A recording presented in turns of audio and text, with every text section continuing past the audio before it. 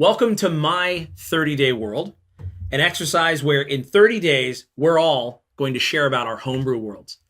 Our homebrew world of Dragongrin is what we're going to be talking about today. My 30-day world is brought to you by the Dead Man's Guide to Dragongrin Kickstarter. Back it. It's live right now. You can find a link in the description, and you can hear more about Dragongrin in these videos. James, I only have one question for you, and that is, what question is today's question? Today's question is, which faction in your world is feared and reviled? So, in Dragongrin, which faction would you say that is? That's, I think, kind of easy, unless I'm missing one. So stop me if I'm missing a really basic, general, like, oh boy. I think it would be the Dismembered Lord's armies. Yeah, for us, because evil has won and the Dismembered Lord has taken over, his enforcers, his armies are definitely the most feared and reviled faction, without question. Yeah. And one of the things we tried to do is make sure that those militarized factions had cool flavor to them. So without going too super deep, you've got three major types that are filling out the ranks in different ways. One is your good old-fashioned, like, stormtrooper-based... Yeah, like standing army. Marrow. They're the Marrow, and they've got their rank-and-file helmets and their armor, and we have to have little face masks so that they can do, open up in the name of the Dismembered Lord, as Matt Click would say. So that's the Marrow. So yeah, the Marrow, these are... as far as I remember, kind of press-ganged, relatively normal, not necessarily evil people that are in the Dismember's army. I mean, I'm sure plenty of people enlist. But there's a draft for sure, and not everybody's into it. But you have to be, or you'll die. Yep, so that's kind of the thing, and I think you hit on it. It's a mixture. Yeah. Some people want to do it because I'm going to choose the winning side. Others, they are chosen. Hey, you're going to be a Marrow for 2 years. And you're okay. Like, oh, yeah, there's not saying any... Time to leave my family or they'll be murdered. Exactly.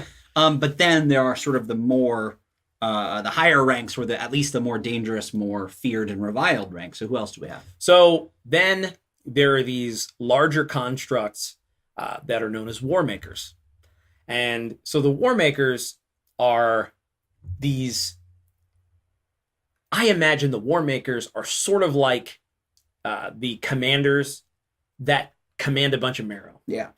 To me, they're like the Space Marines. Yes. They're like the ones were like, the Marrow can't do it. Call in the Space Marines from like Warhammer 40K. Is there someone like that in like the Super Imperial Guard in Star Wars? I'm trying to think of other sort of analogs, but and the cool thing about a War Maker is they're these sentient constructs, but just kind of an extra cool layer. Their kind of chest cavity opens up and people get inside, but not like Gundam pilots. The War Makers are fueled essentially by people. Yeah. So it is a punishment to be sentenced to be inside of a War Maker, as it basically drains your energies so that it can live. Exactly. So that would be kind of the second one. And then we have the Doomsayers. Yes. Which... maybe my favorite. Maybe. Okay, so tell me about the Doomsayers. So their specific origins, I think we're still kind of hashing out.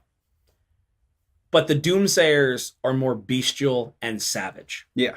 We wanted to kind of fill out the ranks with just that cool Uruk-hai kind of like creature. Yeah, but like a little more special forces. Yes. Like they are dispatched to specific places where the Marrow or the War Makers maybe aren't necessarily. Yes. I consider them a weapon of force. Okay, yeah. So the Doomsayers are these kind of ravenous, bestial creatures who we don't know exactly what yet. Maybe they have the voice of the Dismembered Lord. Maybe they have the voice of the Primordials.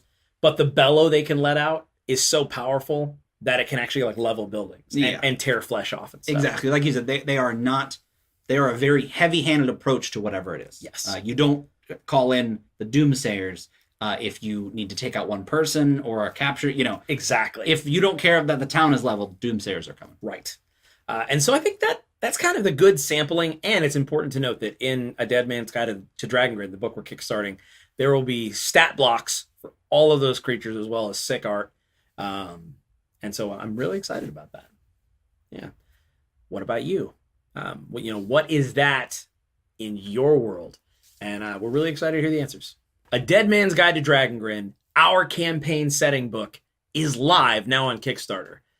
We would love for you to consider backing the project and bring it to life. We also want you to be involved in the My 30-Day World project. Not only does this allow us to tell you and everybody else about our world, but it allows you to do the same. But on whatever social media channel you're on, just tag it with the My 30-Day World hashtag. Participate. You don't need to worry about doing all of them. Skip a couple days. Pick the ones you want to do. Don't limit yourself. It could be a tweet, a Facebook post. It could be a blog post, a video, a live stream. Whatever way you want to participate, build your world, and share it with us. Thanks so much.